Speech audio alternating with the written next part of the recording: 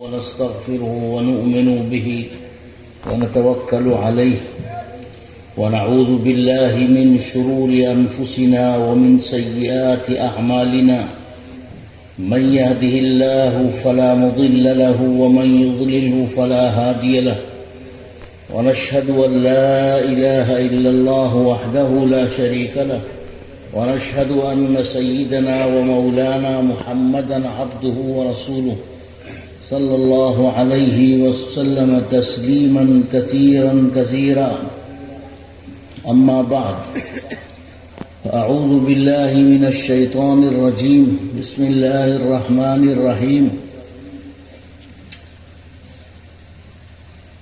يا أيها الذين آمنوا اتقوا الله وكونوا مع الصادقين صدق الله العلي العظيم وقال النبي صلى الله عليه وسلم لا يؤمن أحدكم حتى يكون هواه تبعا لما جئت به أو كما قال صلى الله عليه وسلم. محترم سبھاپتی صاحب، حضرات علماء کرام، بزرگوں اور دوستوں، آپ کا یہ جلسہ اور سبھا کافی دیر سے چل رہا ہے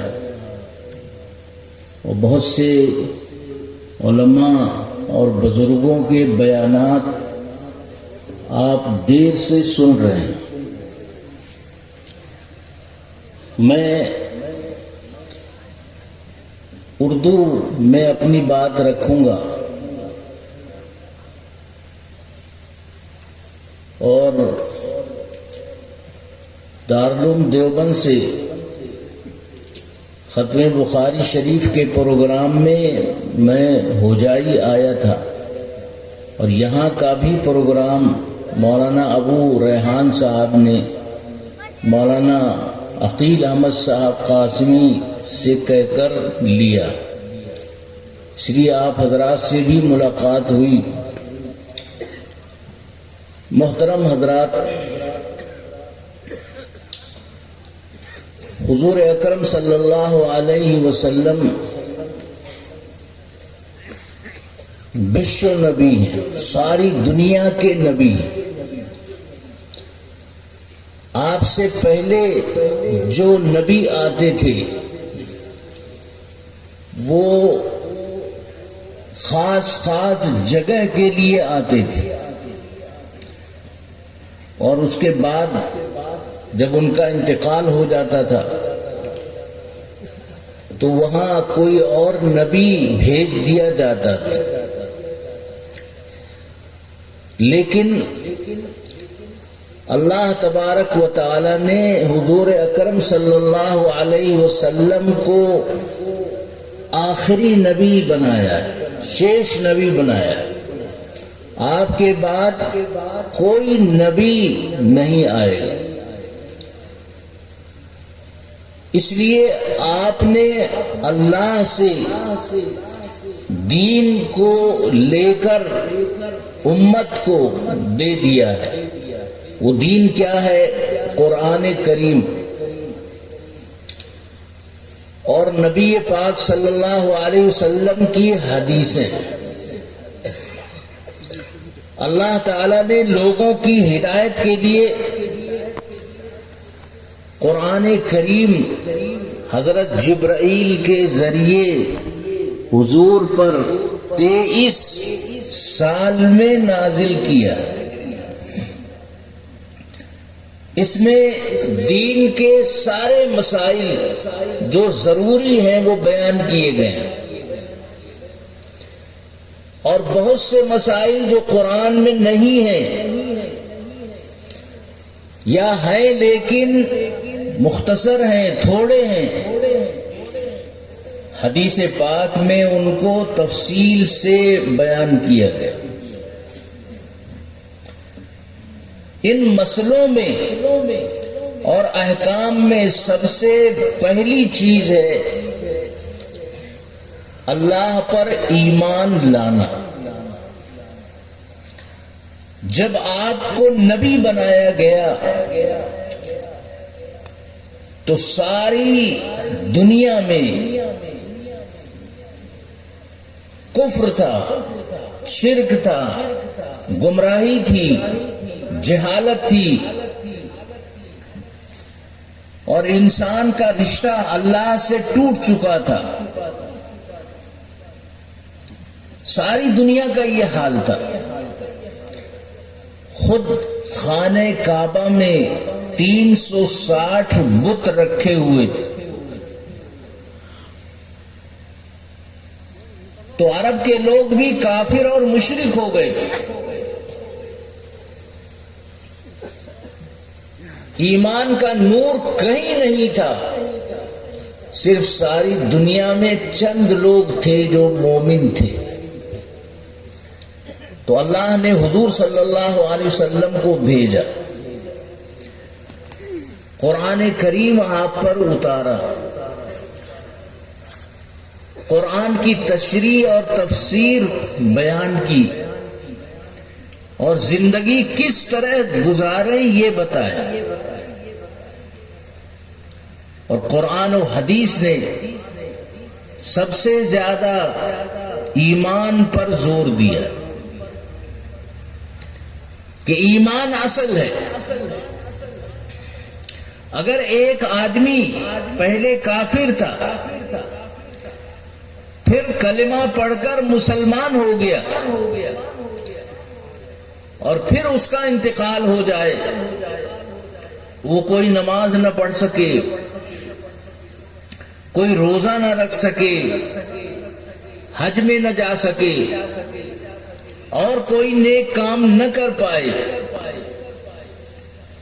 لیکن ایمان ہے تو سیدھا جنت میں جائے گا۔ اور ایک حدیث میں ہے، اس کو حدیث قدسی کہتے ہیں، یعنی وہ اللہ تعالی کی حدیث ہے۔ اس میں اللہ تعالی فرماتے ہیں کہ اے انسان، اے آدم کی اولاد، اگر تم میرے پاس آؤ کہ تم مومن ہو، کفر اور شرک تم نے نہ کیا ہو، تمہاری توحید خالص ہو، تو تمہارے چاہے جتنے گناہ ہوں میں معاف کر دوں گا۔ اگر چاہوں، اگر اللہ چاہے سارے گناہ معاف کر دے گا، لیکن اگر تم اس حال میں مرے اور میرے پاس آئے کہ توحید نہیں تھی، کفر اور شرک کرنے والے تھے، تو اللہ تعالیٰ کفر کو، شرک کو معاف نہیں کرتا۔ ایک اللہ کا انکار کرنا یہ کفر ہے، اور کئی خداؤں کو ماننا یہ شرک ہے۔ جیسے ہمارے برادران وطن ہندو بھائی ہیں، تو ان کے ہاں 33 کوٹی خدا ہیں، ایک دو نہیں، 33 کوٹی۔ اتنے بتوں کو پوجتے ہیں، روزانہ کوئی نہ کوئی پوجا ان کی ہوتی۔ عرب کے لوگ بھی اسی طرح تھے۔ تو اللہ فرماتے ہیں اگر توحید ہے اور کوئی نیکی نہیں ہے، کر نہیں سکا، تو اللہ قبول کر لے گا توحید کو، جنت میں داخل کر دے۔ اور اگر گناہ ہوئے اور توبہ نہیں کر سکا، توبہ کر لیا تو گناہ بھی معاف۔ توبہ کا مطلب یہ ہے کہ ایک آدمی سے کوئی گناہ ہو جائے۔ کچھ گناہ ہیں جو چھوٹے ہیں، کچھ گناہ ہیں جو بڑے بڑے گناہ ہیں. چھوٹا گناہ کیا ہے؟ ایک آدمی جا رہا ہے، سامنے سے ایک عورت آ رہی ہے، کوئی غیر مسلم ہو یا کوئی بھی ہو، چہرہ کھلا ہوا ہے. اب یہ نوجوان آدمی ہے، اس کو دیکھ رہا ہے، یہ بھی گناہ ہے. لیکن یہ چھوٹا گناہ ہے، اللہ چاہے تو اس کو معاف کر دے. اب راستے میں اس نے ایک عورت کو دیکھا جس کو دیکھنا جائز نہیں، اور پھر بعد میں نماز کا وقت ہوا تو نماز پڑھنے چلا گیا. تو قرآن کی آیت میں ہے کہ ان الحسنات یذہبن السیئات، بھالو کام، نیکی یہ گناہ کو ختم کر دیتی. تو گناہ ہوا، اس کے بعد نیکی کر لی تو وہ گناہ مٹ جاتا ہے، آٹومیٹک خود مٹ جاتا ہے. اور بڑا گناہ کیا ہے؟ تو کچھ حدیثوں میں بیان کیا گیا ہے کہ 70 بڑے بڑے گناہ، جیسے کسی پر ظلم کرنا، مومن ہو یا کافر ہو، ناحق اس کو مارنا، اس کو قتل کرنا، اس کا مال لوٹنا، اس کی عورتوں پر ظلم کرنا، کسی بھی آدمی کی غیبت کرنا، یعنی پیٹھ پیچھے اس کی برائی کرنا کہ فلاں آدمی بہت بد مانوش، بہت خراب آدمی ہے، ایسا ہے ویسا ہے، جھوٹا ہے. تو ایک آدمی کی برائی اس کے پیچھے کی جائے تو یہ بھی بڑا گناہ ہے، اور اس سے حدیث میں منع کیا گیا. اب یہ ہے کہ ہم جو گناہ کرتے ہیں تو گناہ کر کے تو ہم چلے جاتے ہیں، وہ گناہ کہاں رہتا ہے جو اللہ تعالیٰ پکڑے گا اور سزا دے گا؟ تو اللہ تبارک و تعالیٰ نے اس کا سسٹم بنایا ہے. ہر مومن بلکہ ہر انسان کے ساتھ ایک فرشتہ ہے جو نیکی لکھتا ہے. ایک آدمی نے نیکی کا ارادہ کیا کہ ہم جلسے میں جائیں گے، سبھا میں جائیں گے، دین کی بات سنیں گے، ارادہ کیا ہے بھی، ایک نیکی لکھی جاتی، فرشتے فوراً لکھ لیتے. اور جب وہ آ گیا جلسے میں یا مسجد میں پہنچ گیا اور نیکی کر لی تو 10 نیکیاں لکھی جاتی. تو ایک نماز اگر کوئی پڑھتا ہے تو 10 نمازوں کا ثواب ملتا. تو یہ اللہ کی طرف سے انتظام ہے. کوئی کہیں بھی چھپ جائے، گھر میں اکیلے چھپا ہوا ہے، کوئی اس کو نہیں دیکھ رہا ہے، اور رمضان میں گھر میں چھپ کے کھا رہا ہے اور باہر نکل کے کہتا ہے میں روزے سے ہوں، تو کوئی دیکھے نہ دیکھے اللہ دیکھ رہا ہے. فرشتے یہ بھی لکھ لیتے ہیں، یہ بھی گناہ کبیرہ ہے. تو ایک بات تو یہ ہے کہ فرشتے ہماری نیکی اور برائی لکھتے ہیں، اور ایک حساب ڈیلی ہوتا ہے کہ ایک دن میں ایک آدمی نے کتنی نیکی کی، کتنی برائی کی، لاسٹ میں ٹوٹل ہوتا. پھر ایک حساب ہفتے میں ہوتا کہ ایک ہفتے میں کتنی نیکیاں ہیں، کتنی برائیاں ہیں. اور یہ ہر آدمی کا حساب ہفتے میں 2 دن اللہ کے یہاں بھی پیش ہوتا. پھر مہینے میں ایک حساب ہوتا ہے اور سال میں ایک اور حساب ہوتا ہے. تو ایک آدمی ایک سال میں کتنی نیکیاں کر رہا ہے، کتنے گناہ کر رہا ہے، وہ رجسٹر میں لکھا ہو، بہی میں لکھا ہوا ہے، اس کو کوئی مٹا نہیں سکتا۔ ہاں اگر گناہ کیا وہ لکھا گیا، پھر توبہ کر لی تو وہ گناہ خود مٹ جاتا۔ تو یہ انتظام اللہ نے کیا، ایک بات۔ دوسری بات یہ ہے کہ جہاں آدمی نیکی یا گناہ کرتا ہے وہ جگہ بھی گواہ بن جاتی۔ جیسے یہ جلسہ ہے، اگر کوئی اس کی ویڈیو بنا لے تو بعد میں چاہے جب دیکھے گا وہ ویڈیو میں ویسا ہی نظر آئے گا جیسا یہاں جلسے میں لوگ ہیں۔ اسی طرح سے اللہ تبارک و تعالی ہر چیز کا ریکارڈ رکھتا ہے۔ مسجد میں پہنچ کر نماز پڑھی، مسجد گواہ بن جاتی۔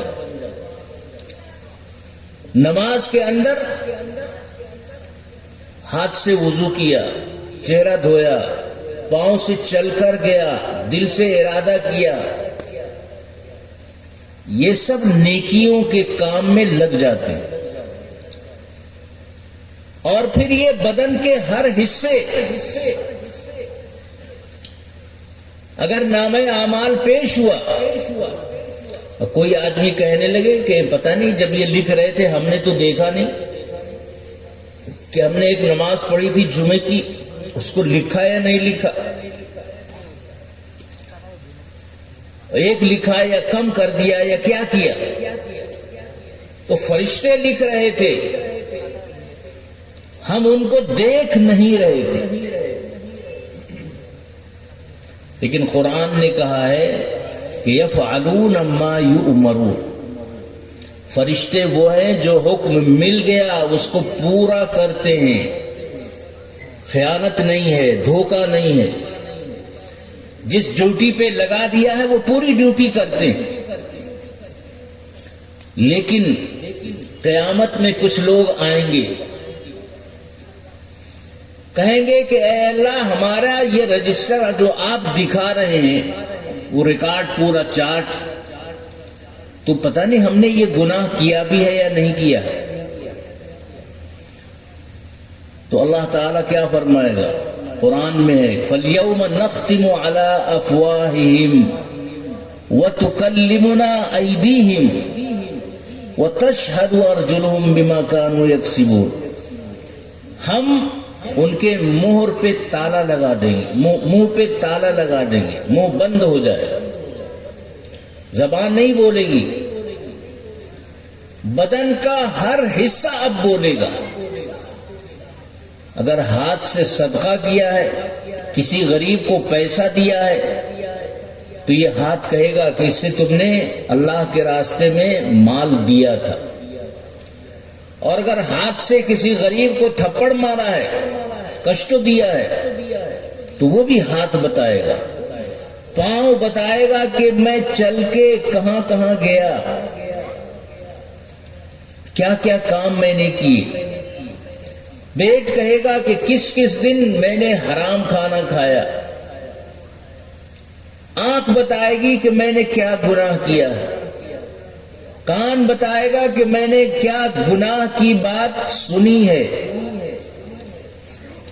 تو رجسٹر میں بھی لکھا ہوا ہے، جہاں نیکی ہوتی ہے وہ بھی گواہی جگہ دے رہی ہے۔ بدن کے جس حصے سے اچھائی یا برائی کر رہا ہے وہ حصہ بھی شہادت دے گا، گواہی دے گا۔ تو انسان کہیں سے بچ نہیں سکتا۔ اس لیے ہمیں اللہ سے ڈرنا چاہیے۔ آیت میں فرمایا کہ اے ایمان والو اللہ سے ڈرتے رہو۔ اور نیک لوگوں میں شامل ہو جاؤ، نیک لوگوں کے ساتھ رہو۔ کیونکہ نیک آدمی کے ساتھ جب آدمی رہتا ہے تو نیک آدمی نیکی کرتا ہے، اس کو دیکھ دیکھ کر یہ بھی نیکی کرنے لگتا ہے. اور برے آدمی کے ساتھ اگر کوئی ہے تو حدیث میں اس کی مثال دی گئی ہے، جیسے بھٹی ہے، چولہا ہے، جل رہا ہے، کوئلہ جل رہا ہے، لکڑی جل رہی ہے. جیسے سردیوں میں بیٹھ کے تاپتے ہیں لوگ، وہ تاپتے تاپتے وہ جو چنگاری اڑتی ہے تو کپڑا وپڑا جل جاتا ہے، بدن پہ راکھ واکھ پڑ جاتی.